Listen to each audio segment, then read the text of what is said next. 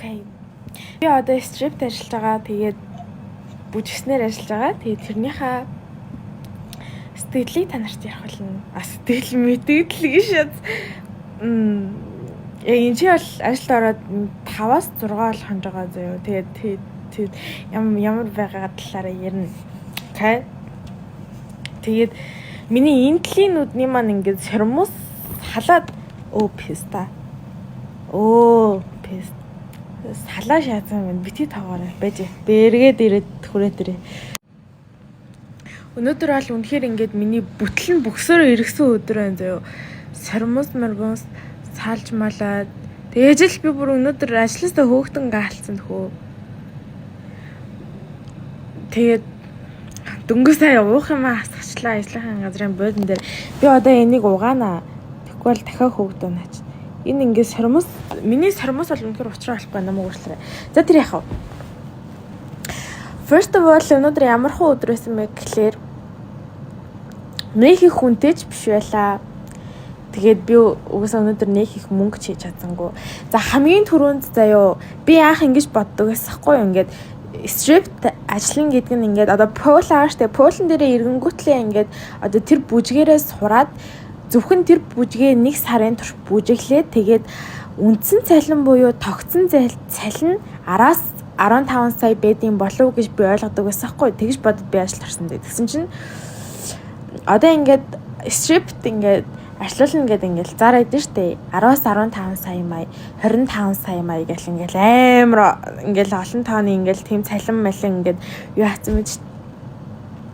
Тэгсэн чинь ингээд миний ойлгож авсан зүйл нь ингээд би ингээд зүгээр л ингээд мөнгө бодол ороод ирсэн маа штэ. Тэнгүүд за одоо миний ажилтдаг клубд бол ингээд нэг тип нь 20,000 төгрөг заяа. Тэнгүүд чи заавал ингээд одоо тип авжиж чи тэр зөвхөн тэр типээрээ цалин чинь түүнээс чамд ингээд тогтсон цалин тэр 10-аас 15 сая төгрөг байхгүй заяа. Чи тэр 10-аас 15 сая төгрөгийг өөрөө олно гэсэн үг байхгүй юу? Сайн турш. Тэгээд тэнгүүд би ингээд бас ингээд жоохон шоконд орсон л доо. Тэгээд хүнээс тип авахын тулд одоо тэр хүний одоо орж ирж байгаа өөрчлөлөгч байгаа штэ. Чи тэр өөрөө тэр өөрчлөлөгчийн анхаарлыг татахын тулд одоо полн дээрээ ингээ гоё бүжиглээд сурах, янз бүрийн хөдөлгөөн сурах, ингээ гоё эргэлт сурах гэдэг ч юм уу те. Яа. Ер нь ингээ чи нэг тип авахын тулд тэр бүжийг сурж байгаа гэсэн үг. Тэгэнгүүт эн чинь болохоор нэгдүгээрт биеийн үнэлж байгаа зүйл биш. Чам тип өгөө чамайг авсан хүн гэсэндээ чиний биед хамаагүй хурж болохгүй нэгдүгээрт. Хоёрдугаарт мэдээж of course чи биеийн үнэлэгч биш. Тэнгүүд ингээд нөгөө хүмүүс ингээд одоо strip дайршилдаг гэхээр ингээд дийлэнх нь айгу буруу ойлголттой байдаг. Шууд биеийн үнэлэгч гэж хүлээж авдаг. Тэгээ дээрэс нь одоо strip өөрчлүүлэх гэж орж ирж байгаа хүмүүс яг биеийн үнэлэгчтэй харьцаж байгаа юм шиг харьцах гад байдаг хандлага ер нь бас байдаг заяа. Гэтэ тэр бол айгу буруу. Яагаад гэхээр эн чинь нэгдүгээрт бас биеийн үнэлж байгаа зүйл биш. Хоёрдугаарт гоо сайхан баггүй юу? Гоо сайхныг хүмүүс үзүүлж байгаа. Тэгээ дээрэс нь бүжиглж байгаа. Гуравдугаарт зүгээр бүжиглж байгаа. Энэ болохоор бүжгийн нэг төрөл бас нэг урлаг гэдэг зүйл байгаа байхгүй юу? Яа. Түүнээс ингээд биеийн үнэлнэ гэдэг чинь ер нь бол бас шал өөр юм байгаа штэ. Ингээд хүнээс мөнгө аваад бэлгийн харилцаанд орохыг биеийн үнэлэх гэж байгаа. Тэгээд тэнгүү зүгээр одоо полн дээрээ эргээд бүжиглж байгаа ч юм уу те. Ингээд хүмүүст гой сайхан бий болон ингээд гоо сайхныг харуулж байгаа зүйлдер тэрнгээрээ ингээд зөвхөн гоо сайхныг харуул бусдад ингээд харуулж түгэж байгаа зүйл дээрээ ингээд мөнгө олж байгаа. Тэрийг болохоор биеийн үнэлэх гэдэггүй гэдгийг би амар сайн ойлгосон. Тэгээд strip dancer одоо strip дайршилдаг охтууд ингээд би ясаг тийш боддог байхгүй юу? Ингээд улсыг өөрийнхөө ингээд Монгол улсыг ингээд хамгаалж байгаа цагдаагийн ажилчид байна уу те?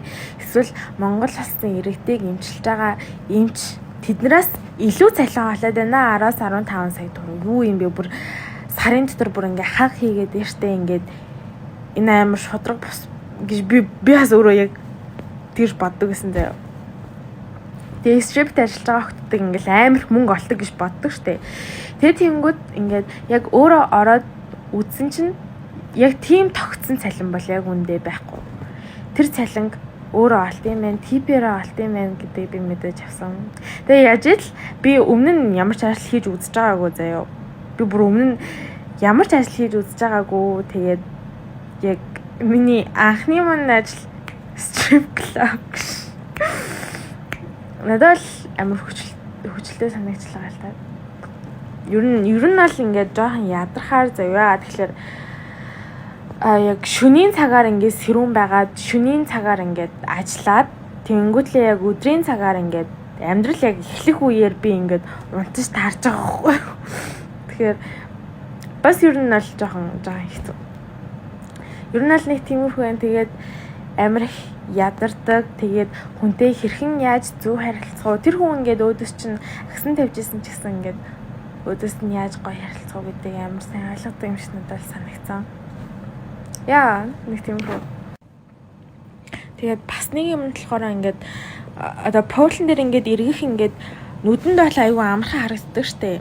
Би ч гэсэн ингээд надад ч гэсэн айгүй амархан харагддаг гэсэн зөө. Би ингээд зүгдэл ингээд бараг эргээл бүжиглэл сурч юм шиг надад айгүй амархан санагдчихгүй. Тэгсэн чинь яг үндэ бол бас амар хэцүү заяа. Тэр чинь ингээд яг төрник шиг өөрийнхөө гараар ингээд өөрийнхөө бүтэн биеийг ингээд өргөж байгаа байхгүй юу? Эмэгтэй хүн техникд чинь бас жоохон хэцүү штэ. Эрэгтэй хүн бол яг хав эрэгтэй хүн бол эмэгтэй хүнийг бодвол гайгүй шүрмэстэй болохоор бас сурахад арай гайгүй л байдаг. Гэтэл бас ингээд тэр бүжгийг сурна гэдэг айгүй хичээл зүтгэл хөдөлмөр заяа. Маш их хөдөлмөр. Тэгээд ингээд өөрийнхөө ингээд гараар ингээд өөрийнхөө бүтэн биеийг өргөөд бүр ингээд шүдэ зугаад ингээд чармаагаад тэгсэн мөртлөө ингээд бас ингээд биеэ ингээд гайхуулах хэвээр гой сайхны хүмүүстэй ингээд үзүүлэх хэвээр гэх тэгэхээр амар хэцүү. Амар хэцүү заяа. Амар хэцүү. Тэр энэ бүжиг бол угаасаа л урлаг гэдгийг ойлгосон.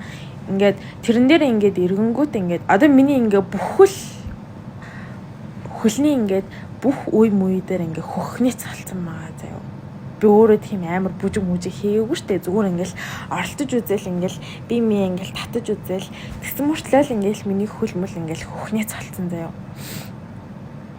Үнэхээр хэцүү. Тэгээд дээрэс нь үнэхээр хичээл зүтгэл үнэхээр л гоо сайхныг харуулах хэвээр нэг төрлийн